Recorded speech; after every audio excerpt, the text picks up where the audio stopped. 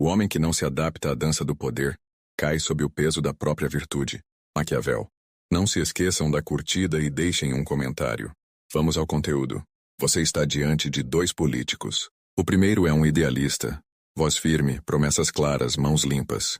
Fala de justiça, transparência, ética. O segundo é um estrategista calculista, sorriso ambíguo, discurso maleável. Não se prende a princípios, mas a resultados. Agora, responda rápido. Qual deles sobrevive? Não é uma questão de preferência. É uma lei invisível, tão antiga quanto a própria política, que dita o destino dos honestos.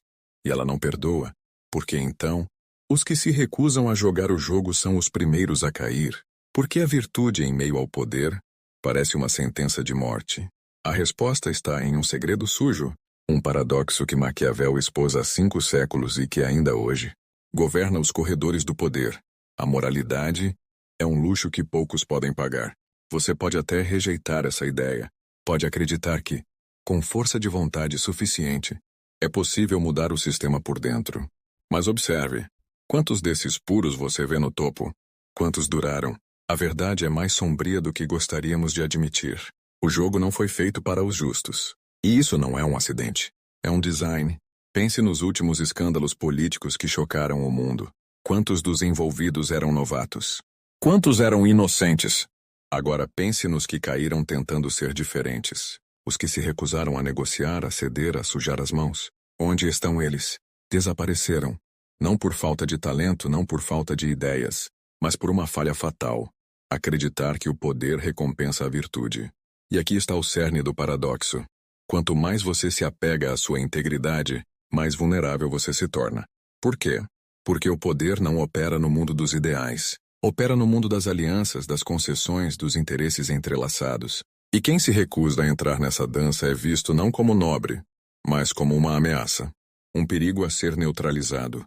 Isso explica por que, em redes sociais, os políticos perfeitos são adorados de longe, mas raramente chegam ao topo. Enquanto isso, os maquiavélicos, aqueles que entendem que a política é guerra, avançam, silenciosamente, implacavelmente. Você pode odiar essa realidade, pode chamá-la de cínica, mas negá-la é como negar a gravidade, você ainda vai cair. E então, a grande pergunta se impõe. É possível vencer sem se tornar o que você condena? Ou será que, no fim, todos temos um preço, e os que caíram foram apenas os que se recusaram a pagar? O que faz um homem honesto fracassar onde um manipulador triunfa? A resposta não está apenas na corrupção do sistema, mas na própria natureza humana, a ilusão do jogo justo. Você foi ensinado que virtude é recompensada, que honestidade abre portas, que o bem vence. Mas e se isso for apenas um conto de fadas para adultos? Maquiavel sabia. Em O Príncipe, ele não escreveu um manual de ética, escreveu um manual de sobrevivência. E a primeira regra é brutal. O homem que deseja ser bom em tudo está condenado a perecer entre tantos que não são. Por quê? Porque a política não é um debate acadêmico. É um jogo de poder. E poder, como Nietzsche bem observou, não é sobre certo ou errado. É sobre vontade e domínio. A psicologia da desconfiança. Carl Jung diria que o político honesto é, muitas vezes, ingênuo porque projeta sua própria moral nos outros. Acredita que todos operam sob as mesmas regras. Mas a verdade é mais sombria. Schopenhauer, o pessimista genial, já alertava: o homem é, em seu íntimo, um animal selvagem. E em um ambiente onde o poder está em jogo, essa selvageria não desaparece, só se disfarça melhor. Quem age como se estivesse em um púlpito moral, e não em um campo de batalha, está fadado a ser engolido. O efeito Cassandra. Você já percebeu como os profetas da verdade são ridicularizados, antes de serem venerados? Um político que denuncia a corrupção, antes de ter aliados suficientes, não é visto como herói, é visto como um problema. Sartre entendia isso: o inferno são os outros. Não porque sejam maus, mas porque são imprevisíveis. E quando você ameaça o status quo, mesmo que por motivos nobres, o sistema se fecha contra você. A armadilha da pureza. Aqui está o dilema existencial. Quanto mais você se recusa a negociar, mais isolado você fica. Quanto mais você insiste em princípios absolutos, menos influência você tem. E, ironicamente, quanto mais incorruptível você se declara, mais você atrai inimigos. Porque ninguém confia em um homem que não tem preço. Ele se torna imprevisível, perigoso, E em política, perigo não é virtude. É um convite ao exílio. O poder da adaptação sombria. Os que sobrevivem não são os mais éticos. São os que entendem o jogo duplo. Maquiavel chamava isso de virtude. A habilidade de adaptar-se às circunstâncias, sem perder o objetivo final. Não é sobre ser malvado. É sobre ser eficiente. Enquanto o honesto se recusa a negociar sua integridade, o estrategista negocia tudo, exceto seu poder. E no fim, quem decide as regras não é o mais correto. É o que sobra. O fracasso dos honestos não é um acidente isolado. É um sintoma de um sistema que recompensa a adaptação sombria. E os efeitos disso vão muito além da política. 1. A normalização do cinismo. Quando os princípios são vistos como fraqueza, a sociedade começa a internalizar uma mensagem perversa. O jogo é sujo, então não adianta ser limpo. Isso cria um ciclo de desencanto.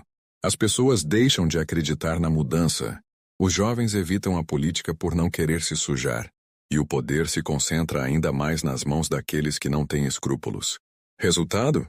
A corrupção não é mais uma exceção. É a regra. 2. A morte do discurso honesto nas redes sociais. Políticos que falam com franqueza são cancelados não por mentirem, mas por dizerem verdades inconvenientes. Enquanto isso, os manipuladores prosperam. Eles dominam a arte do doublespeak. Falam em mudança enquanto mantêm tudo igual. Prometem transparência enquanto negociam nos bastidores. Usam palavras bonitas como cortinas de fumaça. O público cansado de discursos vazios para de prestar atenção. E assim, a mentira vira a linguagem padrão do poder. 3. O paradoxo da credibilidade. Aqui está uma ironia cruel. Quanto mais um político tenta provar que é honesto, mais suspeito ele se torna. Porque no mundo atual, a necessidade de afirmar sua integridade já é um sinal de fraqueza. Os verdadeiros jogadores não precisam dizer que são éticos. Eles simplesmente agem, nos bastidores onde as regras são diferentes. 4. A seleção natural dos piores.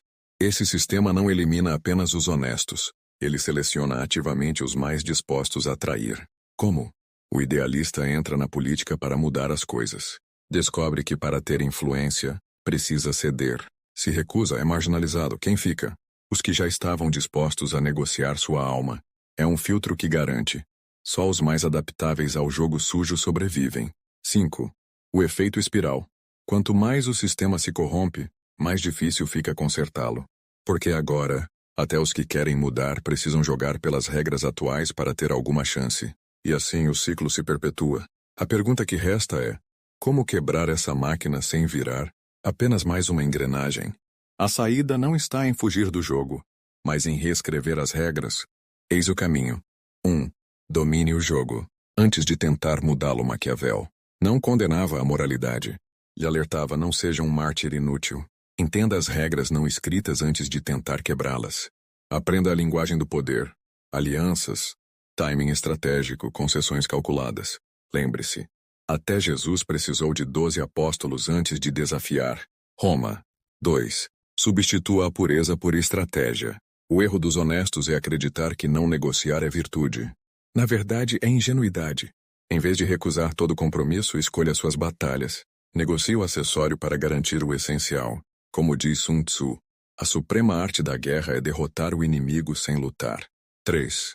Crie um novo código de poder. Os maiores revolucionários não eram os mais puros, eram os mais inteligentes. Mandela negociou com o apartheid para destruí-lo por dentro. Churchill fez pactos com Stalin para vencer Hitler. A lição? Use as armas do sistema para desmontá-lo. 4. O poder da narrativa no século XXI. Quem controla a história controla o poder. Transforme sua integridade em capital político, não em fraqueza. Exponha as contradições do sistema de forma que a opinião pública force a mudança.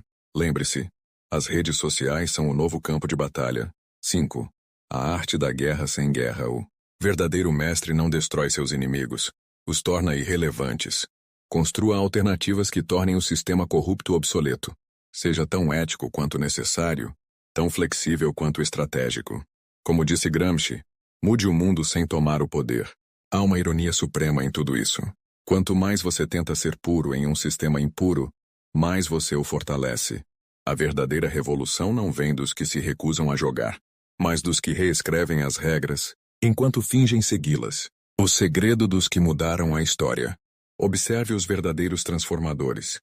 Maquiavel não era um santo, era um estrategista. Luther King não era um ingênuo, era um mestre da narrativa. Mandela não era um inflexível, era um negociador genial. Eles entenderam. O poder não recompensa a virtude. Recompensa a virtude útil. O paradoxo da mudança real. Para destruir um sistema corrompido, você precisa entrar nele, aprender suas regras, superá-lo em seu próprio jogo. Só então, destruí-lo por dentro, como um vírus que usa as células do hospedeiro para matá-lo. A última lição. Não seja o mártir que morre por nada. Seja o estrategista que sobrevive para mudar tudo. Porque no fim o sistema não teme os honestos. Teme os honestos que sabem jogar. O fim do jogo. Quando a ética se torna a arma. O crepúsculo dos honestos não é um acidente da história. É um design evolutivo do poder. Mas eis o segredo que ninguém te contou. Os maiores vencedores não traíram seus princípios. Apenas entenderam que princípios sem poder são poesia. A grande virada. Você agora enfrenta uma escolha existencial.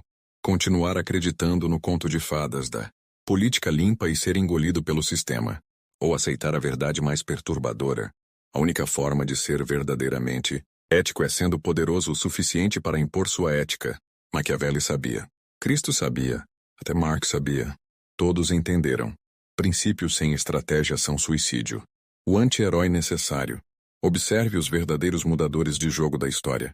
Maquiavel escreveu: o príncipe não para celebrar a crueldade, mas para expor seu mecanismo.